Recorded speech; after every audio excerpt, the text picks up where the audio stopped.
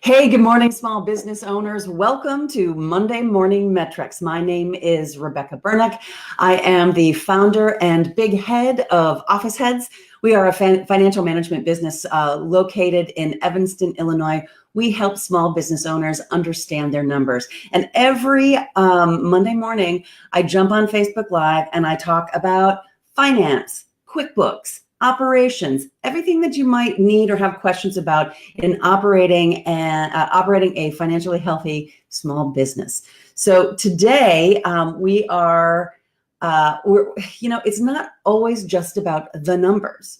There's a huge strategy element to this. So really what we want to help our small business owners to do is to understand how to read their financial reports, know the story that the numbers tell, and then be able to use that information to grow their company.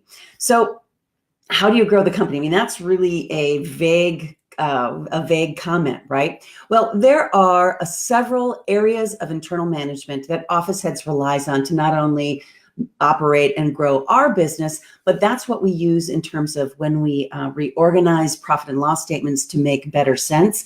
It really is around various different areas of internal management. Hey, there's an acronym there. These are the aims. So you want to aim your company to healthy finances and to be able to grow and meet your strategic needs. So I'm going to talk today about the areas of internal management that, again, Officeheads uses and that we use when we talk and work with our small business owners. So the first thing that I'm going to talk about is strategy, because the strategy is the overall the important umbrella of what you're trying to accomplish. So there's strategic planning and then strategic implementation. And so strategy really is and I'm cheating here and I'm looking at my notes. It is a plan of action or policy designed to achieve a major or overall aim.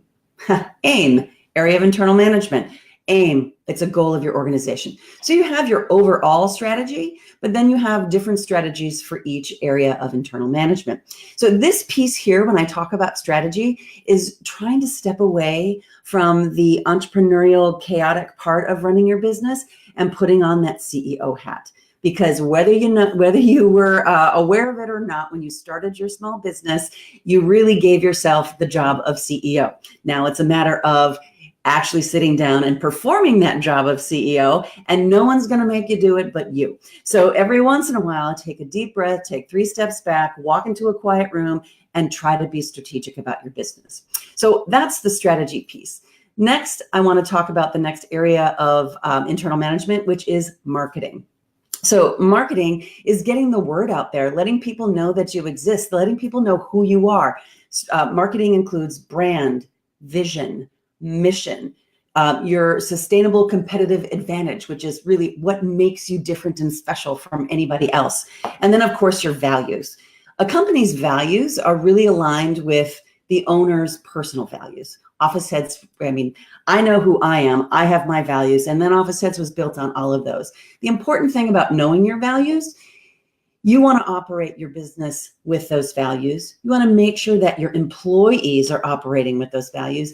And the perfect fit is when you find your clients or customers that also have those values in mind, because that makes a really great partnership. So that's the marketing piece. And oh, by the way, with these areas of internal management, you may not have something to do, an activity or a task in each of these areas, but at least you should consider it.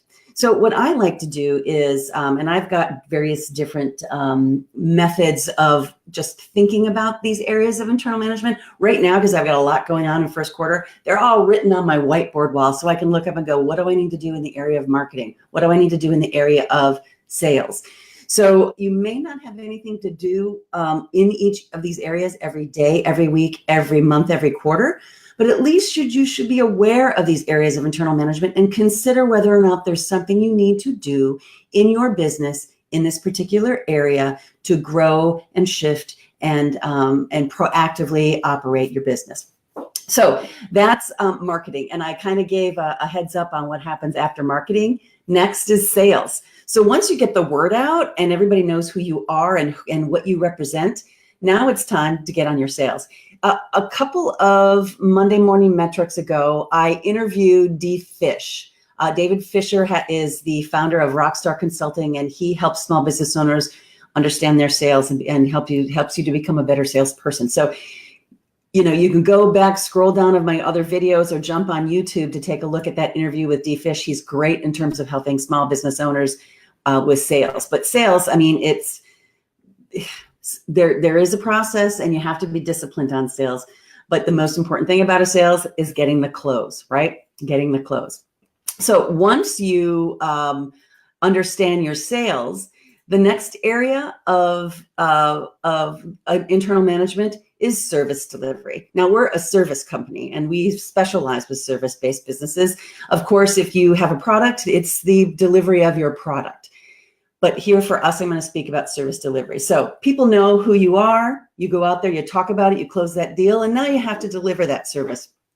Do you have everything in place to be able to deliver the service that you promised during the sales process?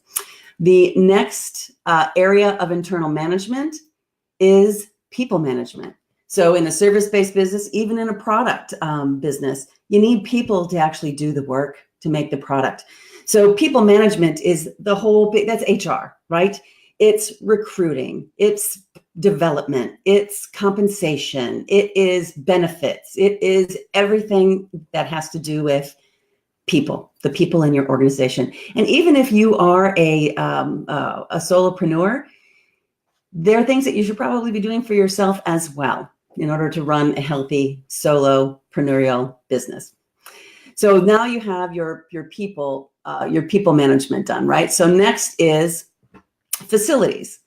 So this is rent, own, furniture, anything that has to do with where you're housed and where you are getting the work done. Now, again, if you're a solopreneur, this might be your home office. If you're a company that has employees, it might be the place where you're working. If you decide that you have a virtual office, it might be other people's virtual offices, but maybe you need a meeting space for your quarterly meetings. Facilities is important because there are plenty of things to do to make sure that you have the right brick and mortar to sell your product and deliver your services. Okay, next, this is one of my favorites, operations. Operations is an area of internal management because this is the foundation of all of that you do. This is your processes. I'm a process person. I think in boxes and arrows, if then that, and what can you do to make things super tight and run efficiently? This operations actually also goes into a lot of the other areas of internal management. So how do you operate in terms of your HR? How do you operate in terms of your facilities? So operations should look kind of like an overflow and overview of all of the other areas of internal management, because you want to make sure that you're operating efficiently to run a well-oiled machine for your business. Okay, there's a few more. The next one is technology and communications. So this is computers, phones, anything, these days, it's also software as a service, any of that information of what you need to deliver it. What are the tools that are required to deliver your product or your service? So there's also, I'm sure, plenty of things that you need to do with technology. Then there's a strategy for technology and communications. For example, how often do you replace your computers? Do you need an IT service company, or can you manage your IT management on your own? When do you get a new phone? Do you need a different software package to help support your operations? So again, there might not be something that you need to do every day in the area of technology and communications, but it's important to every once in a while, at least on a monthly or a quarterly basis, sit back and go, okay, how's my technology doing? How's my technology strategy? Am I implementing on those strategies? Am I moving forward and being very thoughtful in each of these areas? Next is risk management. There are two areas in risk management. One is legal. So a lot of times I just think of legal as contracts, but if you're ever, getting into certain areas where you want to make sure that you're kind of covered and you've got compliance or something going on, make sure you have a good attorney. And the other area in risk management is insurance. Do you have the proper insurance to protect you as you operate your business? And again, this one here, you might not be every day, but just every once in a while, stop and say, hey, is there anything I need to do to mitigate the risk of operating my business? Okay, next, which I think I said operations was my favorite. Ha, no, it's finance. So when you have all this stuff going on, know your numbers. So as you're doing your bookkeeping and then doing your monthly accounting and then looking at those reports should speak to you in each of these areas of internal management. What do the numbers say about how of my people management? What do the numbers say on my risk? How much am I spending on my insurance? And how much am I spending on my lawyer? Oh, do I need to do some trademarking or something? And do I need to put more in my budget for my legal side? So those numbers tie through all of these areas of internal management. So financial management, man, that's all my favorite. I spent this weekend modeling and helping a small business owner put together a 5-year projection. This is the fun part. I love the finance piece. Okay, there is a new area of internal management that I added this year, and I'm actually very excited about this, and that's social impact. I was trying to figure out how social impact should fit in each of my areas of internal management, and then I realized, no, this is something on its own that needs some specific attention and a strategy all its own. So Officeheads is attempting to become a B Corp. And so we're always trying to better ourselves and how we operate. So I added social impact as a new area of internal management this year. And lastly, we've got relationship management. Now, in previous Monday Morning Metrics, I've talked about reviewing your vendor list and reviewing your client list. But this relationship management piece is really about anybody that you interact with in your business. So yes, of course, it's your vendors. And are your vendors the right vendors? Are they a good fit with your values? And are they delivering the service at a good value to you? Same thing with your clients. Every year, you should be looking at your clients and saying, are they the right people that I should be working with? Do they have the same values as me? Are we making an impact and making a positive impact on their life? Are we delivering what they need? Should we deliver more? Should we deliver less? But there are other people that you interact with. You're relating to your staff. So relationship management actually does also touch every single area of internal management, but it does take thought and it does take time to sit back and say, hey, what do I need to do in order to make sure my relationships with everyone that I'm interacting with are the right, I'm taking all of the right steps. So that's it. Those are all my areas of internal management.